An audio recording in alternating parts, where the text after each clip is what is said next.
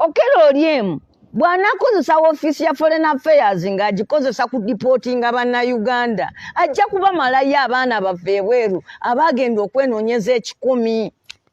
Okello Oryem waliwo bannayuganda abali e Dubai abakaaba abaagala okudda kuno bo banona ddi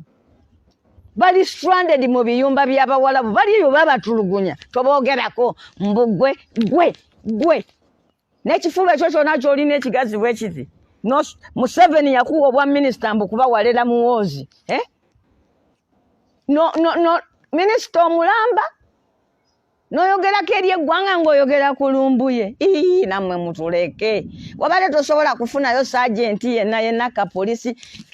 kawa kenamasuba awo wewato n'ayogera gwe minisita omulamba former first son kitaawe yafugako ne ku Uganda twabaterawo n'etteeka bannayuganda babawa ssente nga mwe abaali abaana baba president bwotwo bw'otusasula abantu baffe badduse bagenze kunoonya mirimu embeera eri wano mbi nnyo abavubuka tebalina kye bakola basazeewo baleme okubba bagenze ebweru naye batuuka ebweru ne balaba ebirungi ne babiraba nti bisoboka wano e Uganda ne bakozesa enkola eriwo ne boogera ku bibi ebiri ewaabwe olwo kakati mutandise okukola pulaani mugende nga mubawambe mubazze wano ngolowooza nange nambooze